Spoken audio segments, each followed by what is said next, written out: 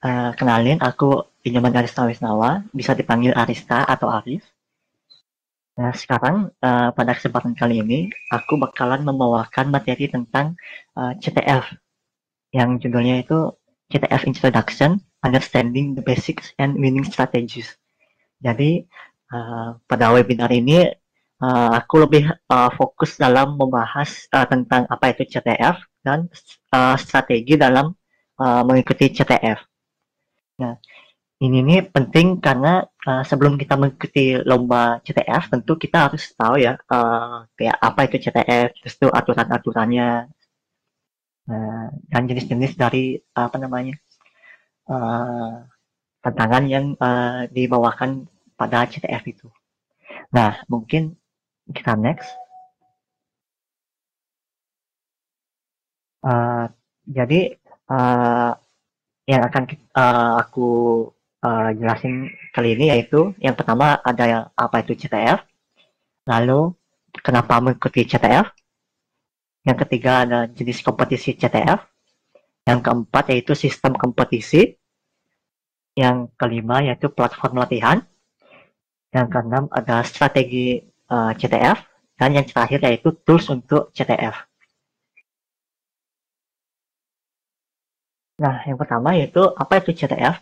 Nah, CTF atau Capture the Flag merupakan salah satu kompetisi cyber security yang dimana peserta akan berlomba-lomba menemukan informasi atau flag yang biasanya berbentuk teks.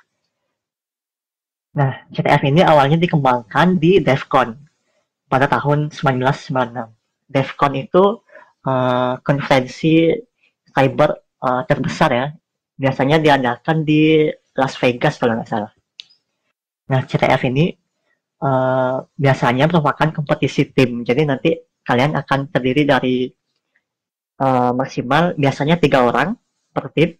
Nah, nantinya akan diberikan permasalahan atau tantangan untuk dipecahkan oleh kalian sebagai sebuah tim dengan batas waktu tertentu. Nah, kenapa mengikuti CTF? Nah, sebenarnya CTF ini cukup dipandang ya. Jadi alasannya pertama tentang jelas yaitu bergengsi. Kayak yang tadi aku bilang, CTF ini cukup terpandang. Jadi misalnya kalian pernah menjuarai CTF, pasti akan sangat berpengaruh ke mungkin karir kalian di bidang cyber. Nah, selain itu, dengan mengikuti CTF, kalian juga bisa menunjuk kemampuan kalian. Nah, ini nih agar kalian tuh lebih apa namanya, dilirik lah menyambung dengan alasan tadi. Ini agar kalian lebih dilirik oleh perusahaan ataupun company-company yang membutuhkan skill kalian. Yang ketiga yaitu jelas melatih skill kita. Skill yang kita latih dalam CTF ini seperti problem solving, teamwork, dan skill teknis. Lalu yang terakhir yaitu menyiapkan karir. Seperti yang alasan sebelumnya, dengan mengikuti CTF, apalagi kita sempat menang gitu dalam kompetisi CTF, maka apa namanya, karir kita juga pasti akan lebih berkembangnya lagi. Nah, selanjutnya yaitu kompetisi CTF. Nah, CTF sendiri sebenarnya ada 2 jenis, yaitu attack and defense dan jeopardy style. Nah, perbedaannya yaitu akan saya jelaskan. Selanjutnya, attack and defense.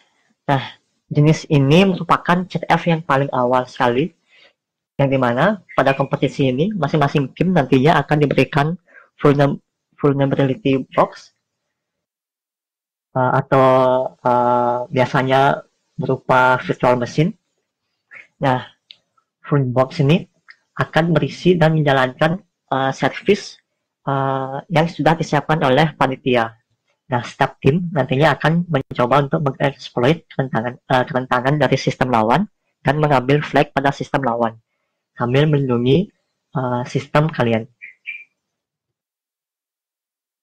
Nah, biasanya sebelum dimulai itu untuk bisa saling menyerang satu sama lain, akan diberikan waktu 1 jam untuk menganalisa dan mengamankan VM kalian. Nah, kita juga akan diberikan koneksi VPN yang sama dengan tim lain yang berguna untuk menghubungkan VM dari masing-masing tim. Dalam CTF ini akan ada 2 jenis poin yang bisa kalian peroleh, yaitu yang pertama yaitu point defense. Point defense ini didapatkan dengan melindungi VM kalian. Jadi misal VM kalian sangat aman itu, maka point defense-nya juga akan tinggi. Sedangkan poin kedua yaitu point attack, bergantung pada seberapa hebat kalian mencuri flag dari VM lawan. Untuk flag sendiri pada pertandingan ini, biasanya penyelenggara akan mengirimkan flag tersebut terus-menerus ke perangkat kita dalam setiap jangka waktu tertentu. Karena hal itu kita mungkin memerlukan membuat script untuk melakukan exploit dan mensubmit flag-nya.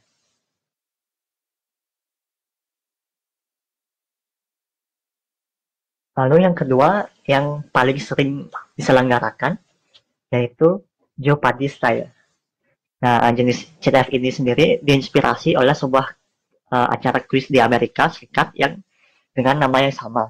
Nah, CTF ini juga memberikan beberapa tantangan kepada peserta untuk dapat dipecahkan nantinya. Nah, ada berbagai jenis tantangan yang dapat dipecahkan oleh peserta, dan yang paling umum seperti web exploit, kriptografi, reverse engineering, binary exploit, dan forensik. Setiap tantangan tersebut hanya dapat diselesaikan sekali, dan semakin sulit tantangan tersebut, maka poin yang diraih juga akan semakin tinggi. Selanjutnya yaitu tantangan ini biasanya akan menyediakan petunjuk untuk setiap tantangannya, tapi petunjuk ini tidak akan mengurangi poin yang diperoleh. Biasanya tantangan petunjuk atau clue-nya ini akan diberikan untuk tantangan yang memang sedikit yang bisa menyelesaikan. Jadi misal ada sebuah tantangan dalam waktu misalnya 1 jam itu belum ada yang menyelesaikan, pasti akan diberikan clue untuk menyelesaikan tantangan tersebut. Nah, Jeopardy style ini biasanya diselenggarakan cukup lama ya, biasanya setidaknya itu 1 hari minimal. Ada juga yang 2 hari, tergantung dari kebijaksanaan penelitiannya. Alasannya yaitu karena tantangannya itu bukan cuma 1 aja atau 2 aja, tapi bisa banyak, mungkin lebih dari 10 tantangan yang bisa diselesaikan. Nah, di akhir kompetisi Jeopardy style ini, peserta akan dimintai untuk membuat write up. Write up itu apa? Write up itu kayak laporan bagaimana cara kalian menyelesaikan tantangan yang ada di kompetisi tersebut. Gitu. Jadi itu juga buat memvalidasi bahwa memang benar kalian yang menyelesaikan tantangannya. Nah, sistem kompetisi. Sebelum dimulai sendiri, biasanya akan diadakan pemanasan gitu, sesi pemanasan. Jadi nanti penyelenggara akan memberikan akses ke platform mereka, karena biasanya platform yang dipakai itu dari panitia sendiri ya biasanya dibuat, jadi beda-beda gitu. Mungkin ada yang pakai platform yang udah ada, mungkin, tapi selama beberapa kali saya mengikuti CTF sih mereka buat sendiri ya platformnya. Nah, itu tuh biasanya akan diadakan sesi pemanasan. Nah, untuk soal-soalnya itu terkadang katanya dia tuh lebih sulit dari lomba yang sebenarnya. Tapi enggak sih sebenarnya. mirip-mirip sih untuk tingkat kesulitannya. Dari yang saya rasakan selama mengikuti CTF ya. Lalu frequently competed categories atau yang biasanya dipertandingkan. Yang pertama yaitu web exploit, di mana dalam kategori ini kita akan melakukan exploit terhadap kerentanan sebuah website. Nah, untuk kategori ini sendiri, kita setidaknya harus mengetahui bagaimana cara kerja dari aplikasi web. Selanjutnya yaitu reverse engineering. Ini juga sangat umum sekali ya, sangat sering sekali buat dikompetisikan, yaitu di mana peserta akan diberikan file yang harus di reverse untuk menemukan sebuah flag. Nah, kemungkinan akan berurusan dengan kode assembly. Jujur saya nggak terlalu bisa untuk kategori ini, karena memang agak sulit ya. Justru kriptografi, yaitu berurusan dengan algoritma enkripsi yang biasanya nanti akan diberikan seperti file teks gitu yang berisi sifat teks, tapi bisa aja file teksnya nggak gamblang gitu, nggak langsung diberikan, mungkin kita harus cari dulu filenya atau gimana. Jadi nanti banyak banget variasinya. Lalu yang keempat yaitu forensik. Forensik ini sendiri yaitu seperti sebuah cara untuk melacak jejak digital yang ditinggalkan pada suatu perangkat. Nah, untuk kategori forensik sendiri, yang paling penting itu adalah penguasaan tools yang ada gitu. Jadi kita harus tahu banyak tools dan bisa menggunakan tools tersebut dengan baik. Selanjutnya yaitu binary exploitation, yaitu berfokus pada eksploitasi kerentanan pada binary atau program yang telah dikompilasi. Ini juga agak agak susah ya untuk binary exploitation ini. Lalu yang terakhir yaitu steganografi. Mirip dengan kriptografi tadi, akan tetapi berfokus pada analisis enkripsi dan proses dekripsi gambar. Jadi nanti kita akan dikasih sebuah gambar gitu untuk dianalisis gitu. Nah, kategori lainnya yaitu ada OSINT. OSINT ini cukup menarik menurut saya karena dia tuh lebih ke lebih ke menggunakan logika gini aja sih, logika sana mungkin bisa bilang. OSINT ini sendiri merupakan lebih ke pengumpulan informasi melalui open source atau dapat diakses publik. Misalnya nanti kalian dikasih sebuah kasus gitu, harus mencari akun LinkedIn, terus cari clue-clue di sana. Intinya lebih seru sih OSINT. Yaitu miscellaneous, saya nggak tahu gimana bacanya. Biasanya menjadi kategori abstrak atau tantangan yang nggak termasuk dari semua kategori sebelumnya, masuknya ke miscellaneous ini. Biasanya seperti itu ya. Challenge setting. Nah, ini sistem kompetisi, yaitu ini namanya saya keren sendiri ya, tapi intinya adalah ada dua jenisnya, yaitu all-in, yang dimana soal nanti akan diberikan langsung gitu secara bersamaan. Jadi dari awal kalian sudah dapat mengerjakan soal yang ada di kompetisi tersebut yang kalian ikuti. Lalu ada phase atau wave. Jadi nanti akan ada gelombang-gelombang itu. Jadinya soal dirilis secara bertahap. Selanjutnya clue. Nah, seperti yang saya katakan tadi, setiap tantangan itu akan ada clue yang disiapkan oleh penyelenggara. Biasanya clue ini diberikan saat suatu tantangan tidak dapat diselesaikan oleh peserta atau penyelesaiannya masih sedikit dalam jangka waktu yang telah ditentukan oleh penyelenggara.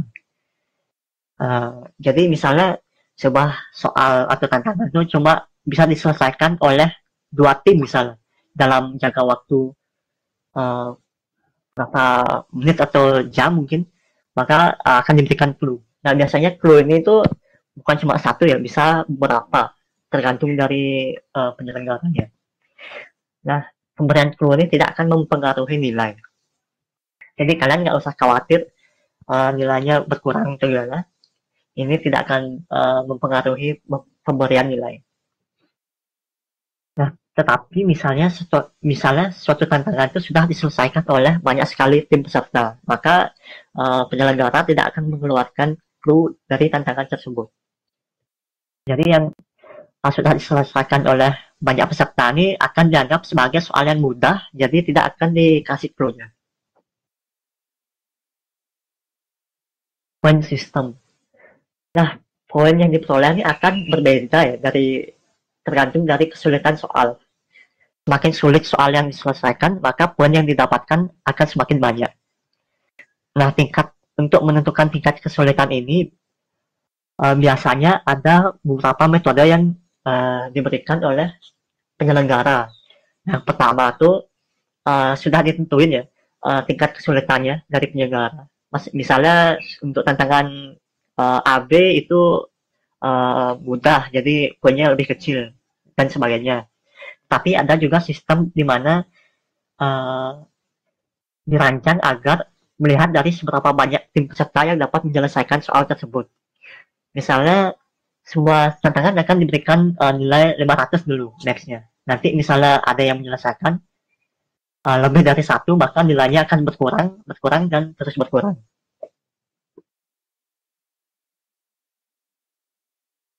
Selanjutnya yaitu write up.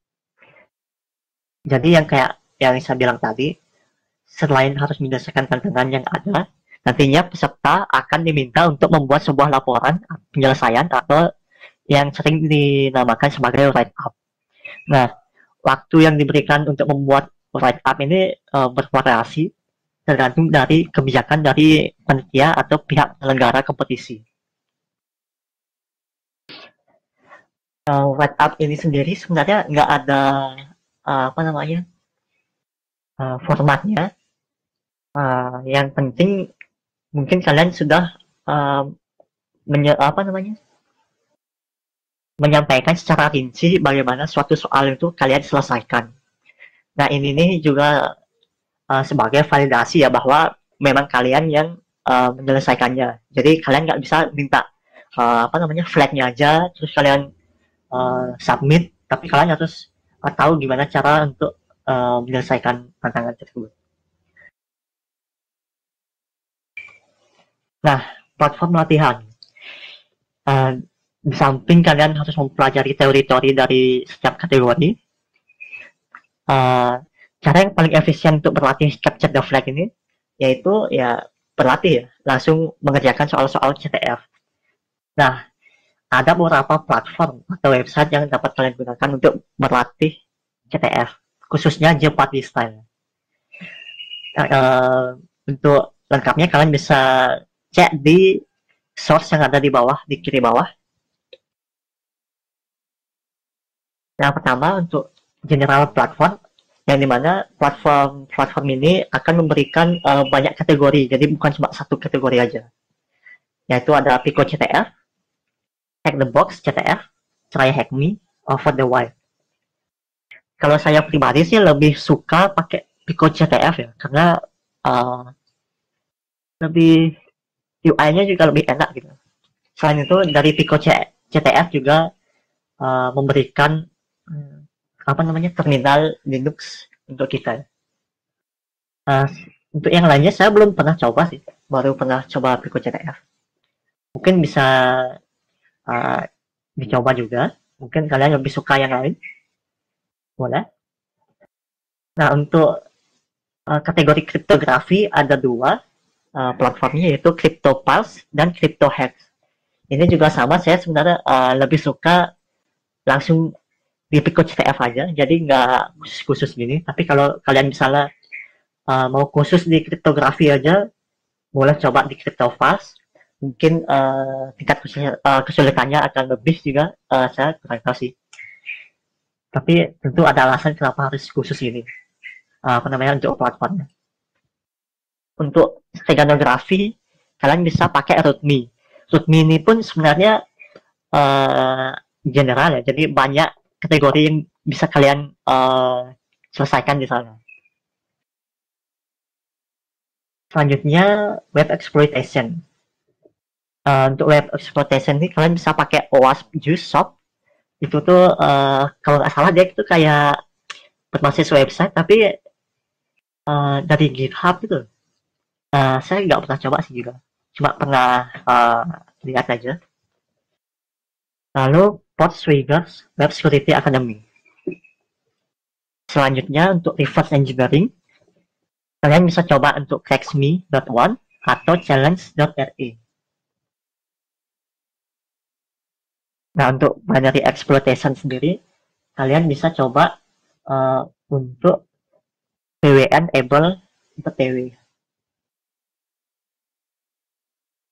Untuk forensik, kalian bisa coba di README atau di Pico juga ada untuk kategori forensik. Nah, kita akan masuk ke strategi CTF.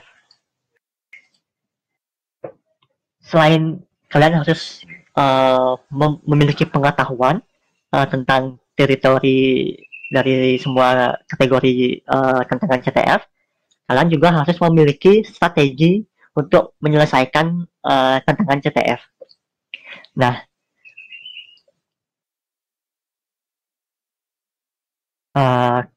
kenapa penting? Karena kita harus ingat bahwa CTF ini kompetisi tim.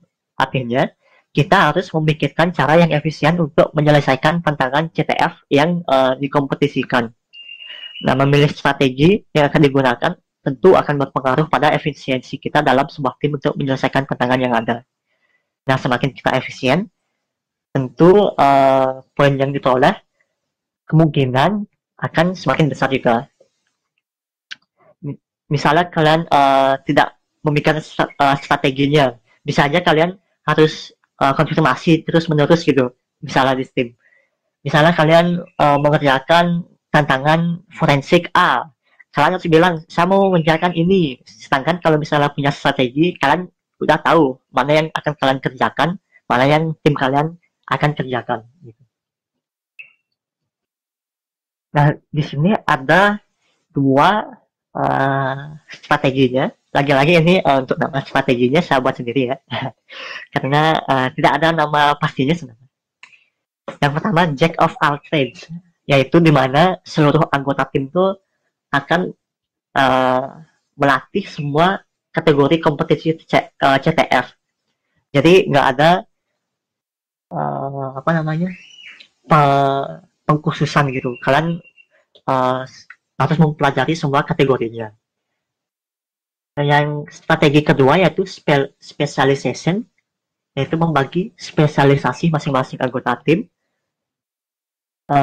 untuk kategori-kategori khusus. Misalnya kalian dalam tim 3 orang, kalian bagi yang anggota A spesialisasi di bidang kategori forensik, anggota B lebih ke misalnya web exploitation, terus tuh kalian lebih ke binary exploitation, itu misalnya itu specialization. Nah, untuk kelebihan dari masing-masing strategi sendiri, kalau Jack of all trades tuh dia lebih mudah berdiskusi saat ada tantangan yang sulit. Jadi misalnya kalian ada menemukan tantangan yang sulit, jadi kalian bisa berdiskusi gitu, karena kalian kan sama-sama tahu teorinya dan mungkin sama-sama bisa gitu untuk menyelesaikannya. Nah, kemungkinan besar juga akan dapat menyelesaikan soal yang sulit. Untuk specialization sendiri, pembagiannya itu udah jelas. Misalnya A dapat forensik, ya pasti dia akan mengerjakan kategori forensik. Kalian nggak perlu khawatir kalau kalian mengerjakan soal yang sama. Lalu dapat meningkatkan efisiensi waktu. Itu nyambung dengan yang tadi sih. Jadi kalian nggak perlu konfirmasi itu. Di misalnya kalian punya grup gitu, kalian nggak perlu konfirmasi ya, aku mau ngerjain tantangan yang ini. Itu kan mengurangi waktu ya, walaupun sedikit, tapi kan mungkin akan berpengaruh. Kekurangan. Nah, tentu setiap strategi ini punya kekurangan. Yang pertama, jack of all trades itu kekurangannya ya kurang efisien dalam menyelesaikan tantangan demi tantangan. Karena kalian harus selalu apa namanya konfirmasi gitu loh, mau mencoba tantangan yang mana. Untuk specialization sendiri kekurangannya yaitu susah untuk berdiskusi saat mendapatkan kesulitan dalam suatu tantangan. Nah itu lebih ke karena kan udah dibagi ya siapa belajar tentang kategori apa. Jadi mungkin aja akan sulit untuk berdiskusi karena kan beda jadinya spesialisasi. Nah untuk menyelesaikan hal tersebut karena ini kan bukan kita tidak boleh melihatnya hitam putih ya, maksudnya dua strategi itu aja, tapi kita bisa mengkombinasikan strategi tersebut. Nah dengan kombinasi ini nantinya akan dapat mengurangi kelemahan dari masing-masing strategi. Nah untuk menggabungkan strategi dapat dilakukan dengan terlebih dahulu menentukan strategi mana yang dominan. Maksudnya karakteristik dari strateginya akan lebih condong kemana. Misal kalian condongnya ke specialization. Kalian bisa kayak misal dari 6 kategori yang tadi, sebentar.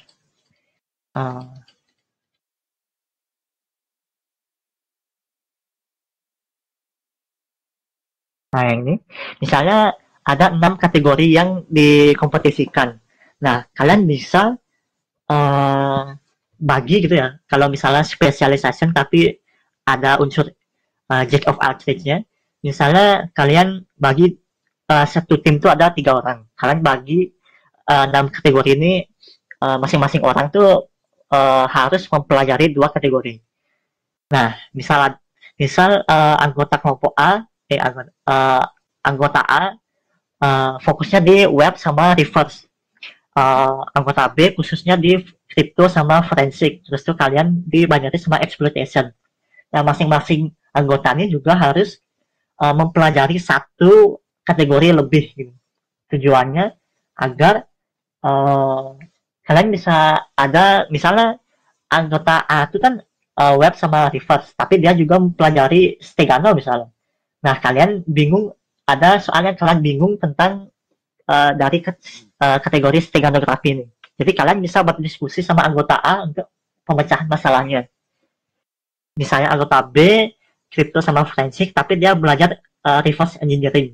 Jadi misalnya anggota A kesulitan dalam menyelesaikan tantangan reverse salah satunya, ya kalian anggota A bisa berdiskusi dengan anggota B. Jadi bisa kalian tetap bisa berdiskusi gitu.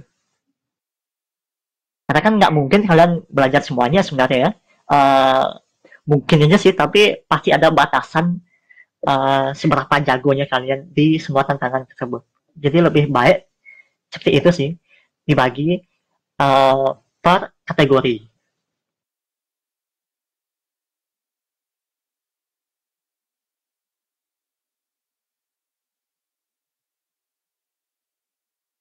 Nah, setelah strategi, tools yang harus disiapkan. Tapi ini tidak mencakup semua toolsnya ya. Tentu akan ada tools-tools lain yang harus disiapkan yang tidak tercover oleh saya kali ini. Daftar tools yang dapat disiapkan untuk web exploitation ada bot suite, SQL map, dan subdomain finder. Untuk reverse engineering sendiri, kalian bisa menyiapkan G-Hydra, IDE, maupun SF. Kalau nggak salah tools ini untuk apa namanya memecah aplikasi yang dikasih ya, atau program yang dikasih dengan oleh tantangannya. untuk kriptografi sendiri kalian harus siapin CyberSafe. CyberSafe ini lebih ke website website sebenarnya. Website untuk uh, dekripsi sama enkripsi teks. Itu lalu ada RSA CTF tool, ini lebih ke uh, memecahkan apa namanya enkripsi RSA. Lalu ada Decode. Nah, Decode ini sendiri sama seperti CyberSafe ya, cuma dia tuh mungkin lebih banyak gininya, apa namanya, algoritma yang bisa di gini, di enkripsi atau dekripsi. Sebenarnya keduanya sama sih, apa sama-sama bagus untuk CyberSafe sama Decode, sama-sama bagus.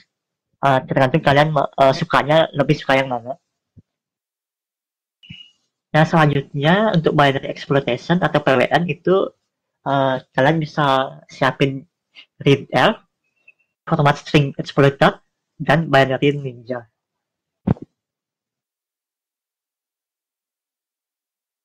Nah, daftar tools yang dapat disiapkan selanjutnya untuk steganografi yaitu ada OpenStego, StackCracker, dan StackHide.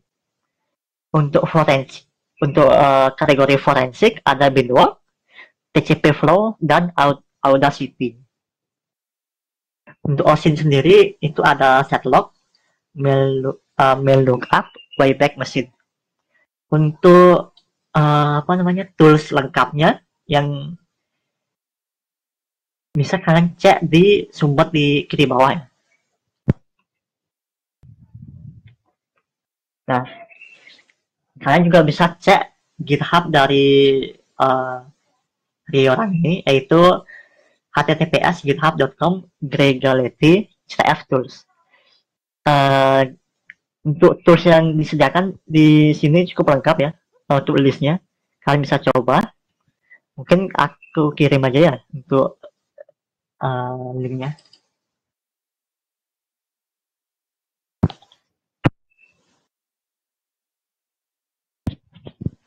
Aku kirim di public chat.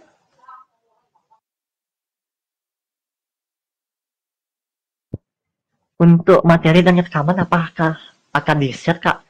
Untuk rekamannya itu ada di YouTube. Untuk materinya coba aku tanyain aja nanti ya. Soalnya aku kurang tahu sih materinya bisa diakses di mana. Mungkin aku nanti akan kasih ke panitia, ke admin dari tampil mungkin. Apakah ikutan CTF dari Digital Kominfo? Enggak sih.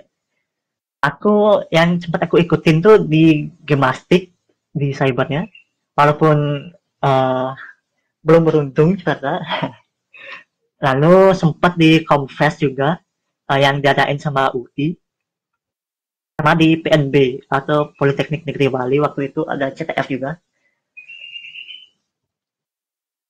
Oke, mungkin ada yang ingin ditanyakan lagi? Karena materi juga udah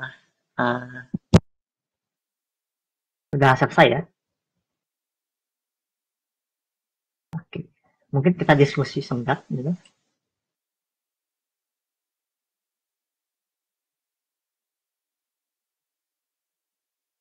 TF di kategori apa? Kalau aku lebih suka di forensik sebenarnya.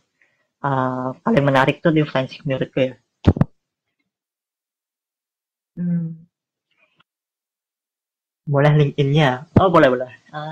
Sebentar ya.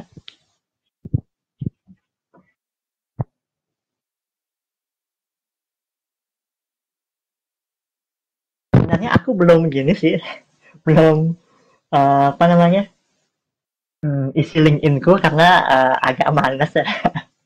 Mungkin nanti kalau ada waktu aku bakal upload-upload gitu. Belum aku rapiin sih.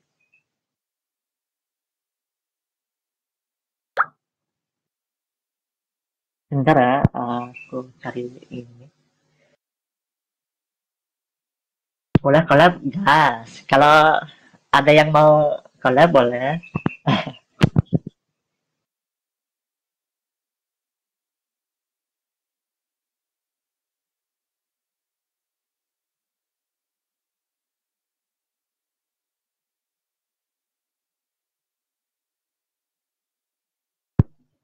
Bentar ya, sambil aku nyari, aku ngirim link GitHub, mungkin ada yang mau bertanya, boleh, silakan.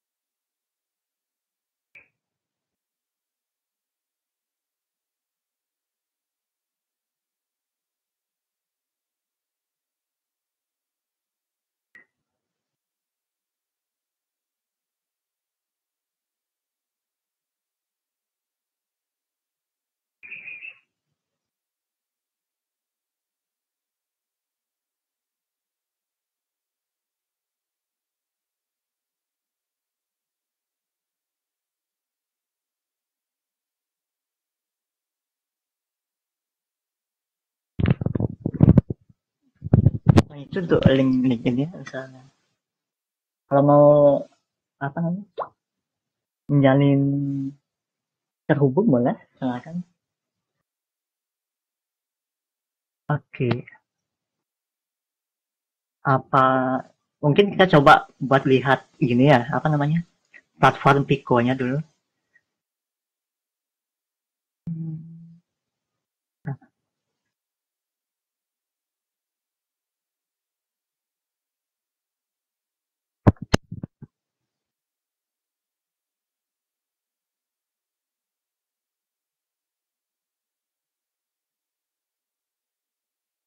Nah, sebentar ya.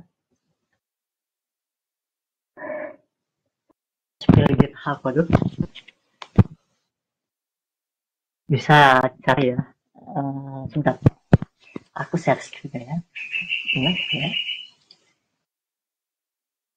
Oke. Kalau GitHub,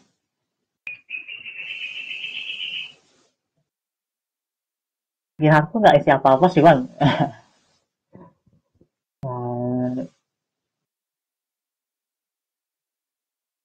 Bisa dicek sih. Cuma baru ada beberapa aja sih. Mungkin kita langsung coba melihat ke Pico-nya. Oke. Jadi tampilan Pico CTF tuh kayak gini ya bang. Uh, jadi nanti kalian juga bisa pilih apa namanya difficulties-nya, pilih kategori, ada general skills juga. Ini untuk kayak miscellaneous lah. Entah lah bacanya gimana. Ini general skill. Ini juga ada event-eventnya yang dari Pico. Cuma aku nggak pernah ikut sih. Karena jujur udah lama banget gak ngulik-ngulik ya. Udah lama gak ngulik-ngulik. Kayaknya udah lupa sih.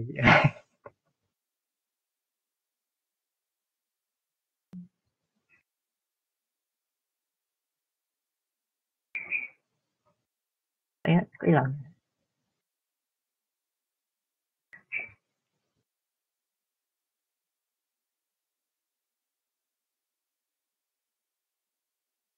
Lah,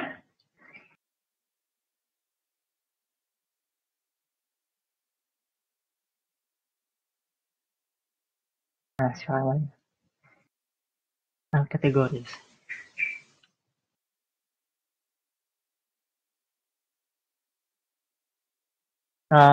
Bisa coba-coba sih kalau mau ya.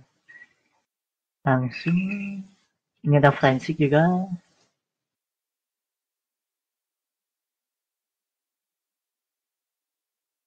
Ini event, sekarang coba. Mungkin kita coba,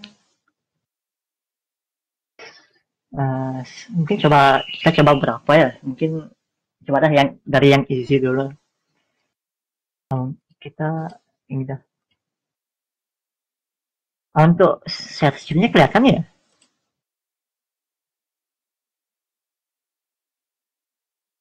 Untuk share screen-nya kelihatan kan ya? Kelihatan ya? Ya. Oke. Ini kayak yang bisa sampaikan kan sini udah dikasih web shell. Jadi kalian bisa pakai ini. Kalau kalian nggak pakai virtual mesin sendiri, tapi bagusnya pakai virtual mesin sendiri sih. Karena ini uh, terbatas untuk penggunaannya dan kadang tuh dia lambat banget. Jadi bagi yang nggak sabaran mungkin lebih bagus pakai virtual mesin sendiri. Mungkin kita coba untuk berapa dulu ini.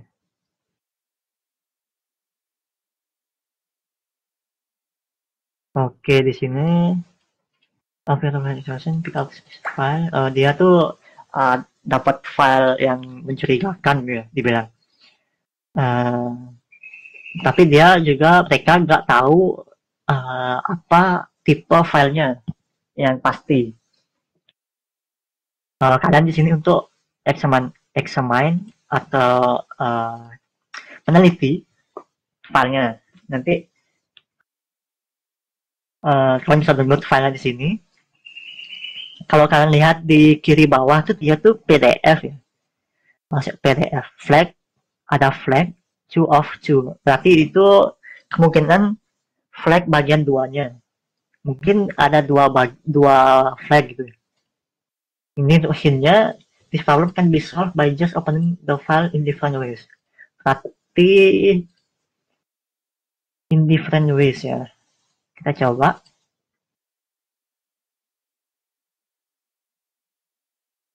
Oh ini bagian belakang dari filenya, dari flagnya. Kan kita bisa taruh dulu di sana. Dan katanya bisa kita apa namanya? Bisa diselesaikan dengan membuka dari berbagai cara. Mungkin kita download dulu ya.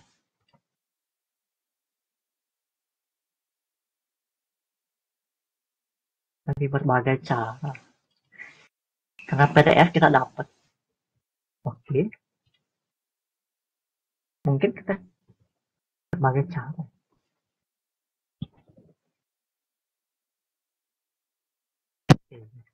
Apa nggak bisa jadi download ya? Oh, ikut. Oh ini untuk flag depannya. Pico CTF fluent. Mungkin. Nah untuk flag sendiri tuh setiap perlombaan tuh ada formatnya sendiri.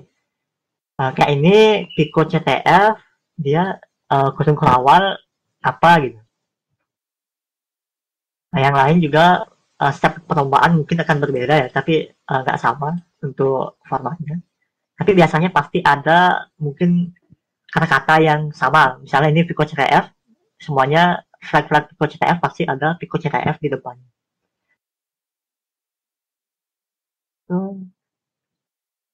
F1, LU3, N7. Ya, F1, U3, F1, U3, N7. Kita coba submit.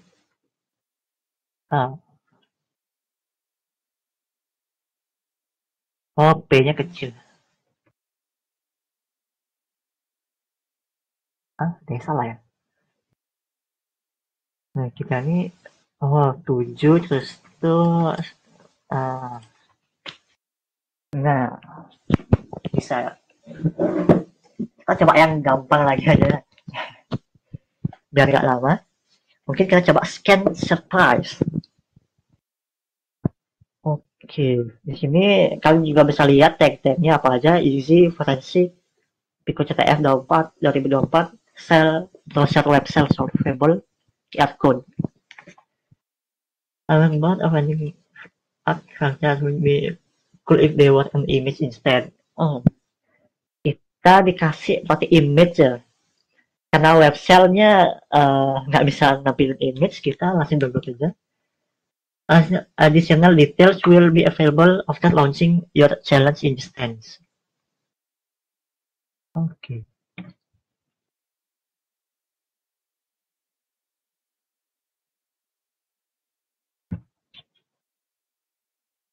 Baik, oke. Kita launch, coba.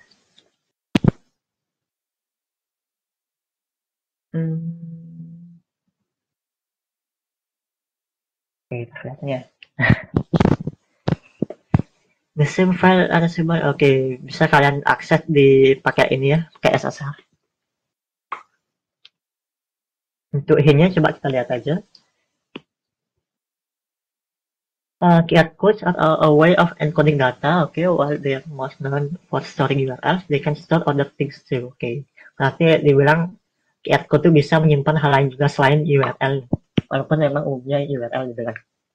Mobile phone app. Oke, berarti mungkin aja kita bisa scan langsung dari HP tuh maksudnya. Bisa pakai sidebar tools to convert an image to text. Oke.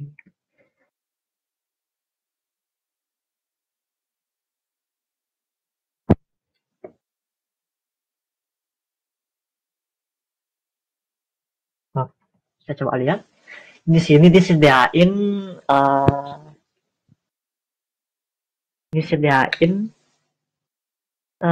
QR code. Coba aku dari HP sih gitu ya. Coba ya. Coba dari HP dulu bisa nggak? Oke. Nah, ternyata dia tuh langsung ngasih text flag-nya. Oke. Mungkin kalian bisa coba scan juga, boleh. Oke. Mungkin kita coba uh, kita coba submit ya.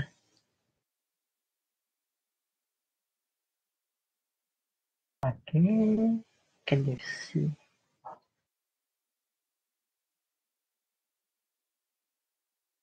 Mana ya? Pas.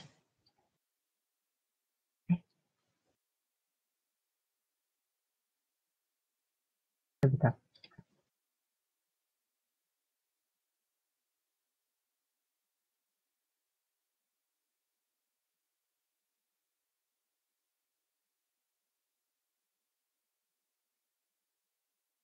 Kok mati ya?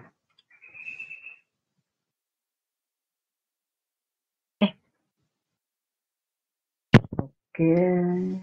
Entire screen aja. Iya.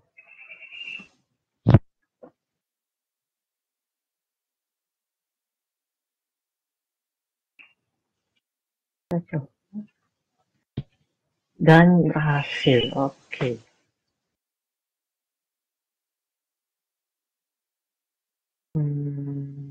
Apa lagi ya? Mungkin kita coba forensik dah. Tadi forensik sih ya.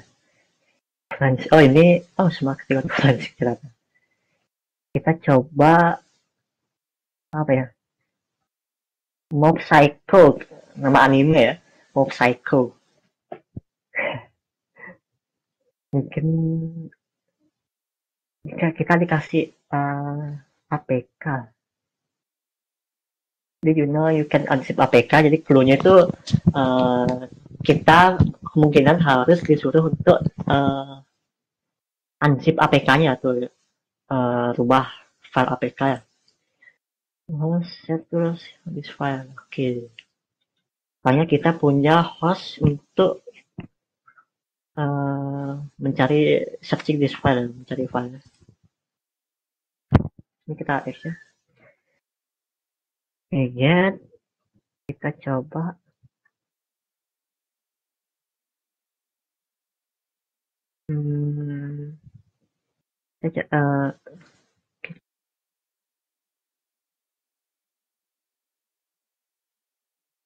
apa nama filenya, mob cycle. Kita coba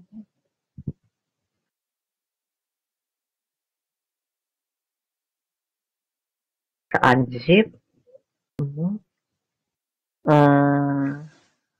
Kayaknya harus kita ubah dulu ya ininya. Apa namanya formatnya?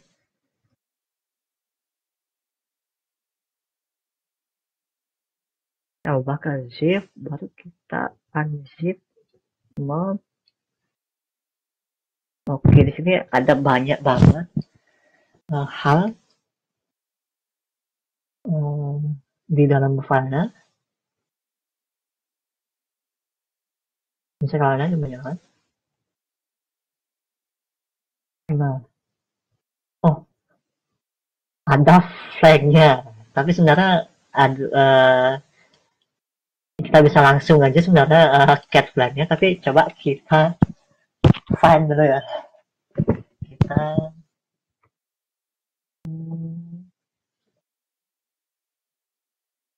findnya kalau nggak salah gitu sintaksnya. Oh ya, karena CTF ini aku nggak tahu ya, mungkin kan ada AI segala macam, mungkin bisa aja boleh untuk memakai AI, tapi untuk kayak misalnya lupa apa namanya, nggak tahu sintaksnya, mungkin aja boleh, nggak tahu ya, mungkin tergantung dari peraturan dari ininya sih, kompetisinya. Tapi selama itu nggak langsung dapat flagnya, kayaknya nggak apa sih ya, maksudnya teori-teorinya mungkin untuk pembantu mungkin boleh aja, cuma mungkin lebih baik ditanyakan dulu apakah boleh. Saya coba file name kalau nggak salah.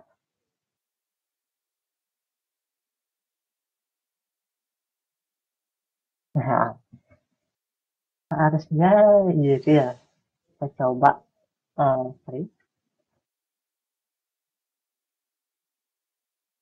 copy, kita langsung cat.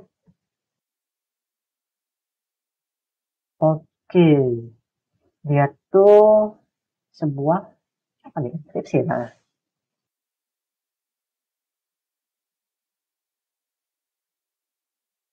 kita coba ke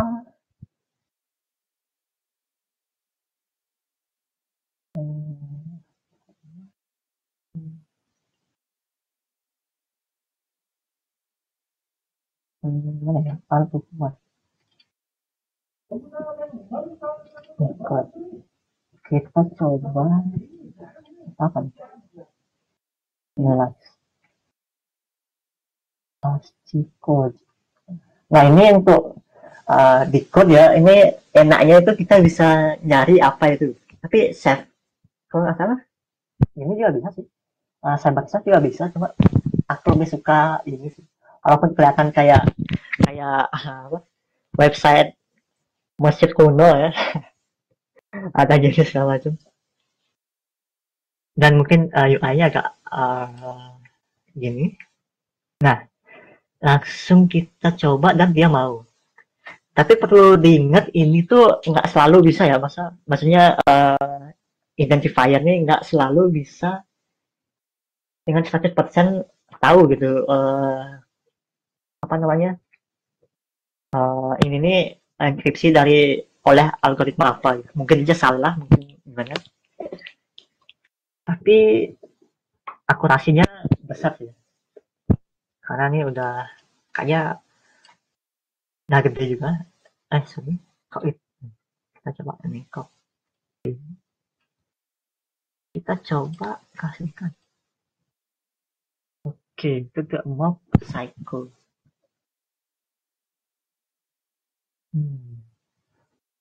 Oke, mungkin itu aja untuk gini nih. Mungkin yang lain ada yang ingin bertanya lagi atau apa? Mungkin kita tunggu sampai 5 menit lagi ya. Kalau ada yang ingin ditanya atau didiskusikan bisa.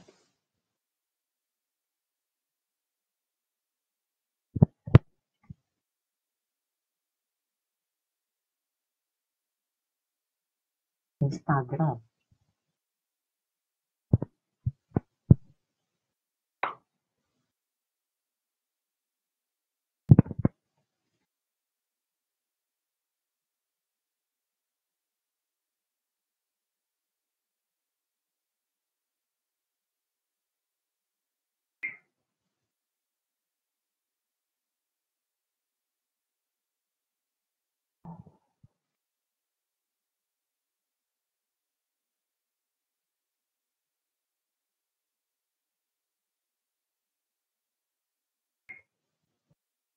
Mungkin ada yang mau bertanya?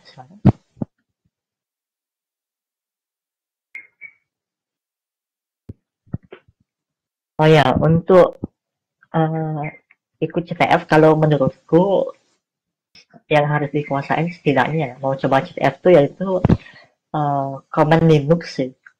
Command Linux dasar kayak cd untuk masuk ke directory atau ls untuk menulis apa aja isi directory kayak tadi juga wget untuk apa namanya ngambil file gitu, itu penting sih, sama penguasaan tools di yang dipakai. Terus tuh mungkin bisa pakai Kali Linux juga atau mungkin distro yang lain. Kalau Kali kan udah ada toolsnya disediain, jadi kita lebih gampang kayak Burpsuite itu kan udah ada di Kali. Terus tuh Audacity itu juga udah ada di Kali, jadi lebih enak lah, nggak perlu kita install satu-satu. Misal kita perlu analisis jaringan atau traffic jaringan gitu, ada Wireshark yang udah terinstall di Kali juga, jadi lebih enak.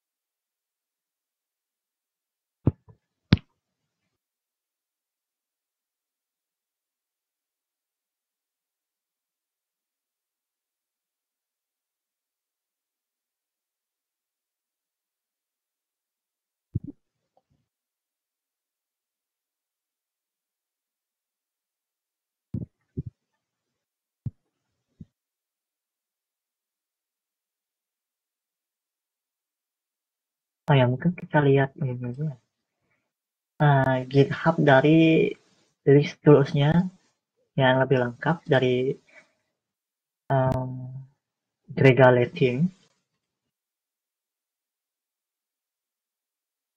Kita lihat di sini. Uh, ini cukup lengkap sih ya. Ini di sini juga dikasih tahu untuk platform trainingnya, Grafiko CTF, Capture the Flag, ini Over the Wire, PW Enable. Nah ini cukup lengkap sih. Terus tuh ini ada toolsnya banyak banget yang nggak bisa aku kasih tahu semuanya. Ini ada Jerheman, Katana, itu sudah ada penjelasannya juga apa ini buat apa. Ini untuk ASCII, converter ke online. Ini sabar chef yang saya bilang tadi, yang mirip sama uh, di code tadi. Ini buat enkripsi. Ini bisa kalian pilih kalau misalnya uh, home base to base 64 misalnya kalian punya enkripsi gitu, kalian bisa pakai, kalian bisa seret gini, itu taruh. Kalau nggak perlu kalian bisa matiin atau kalian hapus saja, atau kalian lihat uh, Framebase. Ini misal kalian perlu enkripsi data misalnya.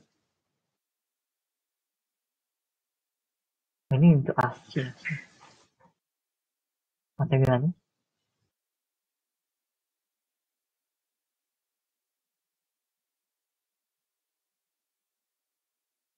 Ini kalian bisa coba-coba juga. Yang mana lebih enak kayaknya boleh itu dipakai. Ini Magic nih kayak yang tadi itu. Jadi untuk mendeteksi ini tuh pakai algoritma apa gitu bisa misalnya.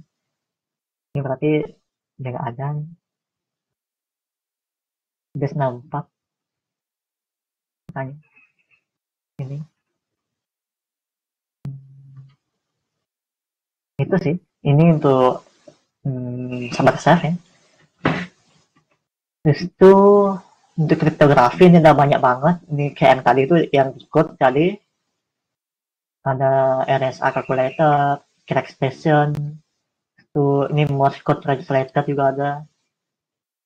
Ini untuk Morse code misal sandi kode Morse kalian bisa pakai ini.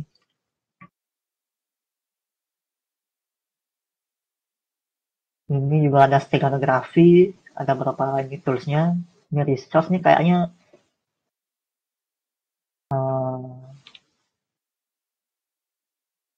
manual ya.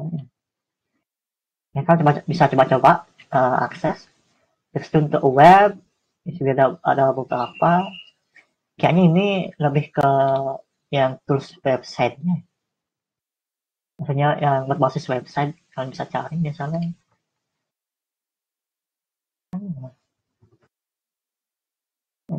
Nah ini bisa. Start scan. Bisa nggak? Atau misalnya dikasih website gitu misal sama ini tantangannya itu. Nah ini kelihatan ya subdomainnya hosting tampil.id, staging tampil.id, www tampil.id, kepencet .id. Itu ada IP-nya dan beberapa informasi tentang tampil.id yang bisa coba juga. Terus itu banyak lagi, ini ada PWN, ini ada mulai dari Ninja yang bisa kasih tahu tadi, ada ISM Assembler atau buat memecah program misalnya. Terus itu ini ada Dogball juga. Itu untuk forensik ada forensically, autopsy, formos. Untuk OSIN sendiri ini ada 4 yang disediain, yang di listnya. Ini ada mail from LinkedIn juga, extension untuk menemukan email address dari LinkedIn page. Kalau itu untuk reverse engineering ini ada online decompiler untuk decompile Java class, APK dan yang lainnya. MobSF untuk decompile and reverse APK files. JDX itu ini ada catatan string is useful also on APK files. Oke. Ini udah cukup lengkap. Tapi kalau kalian mau cari lagi bisa cari yang lain. Coba-coba search saja di GitHub untuk tools CTF.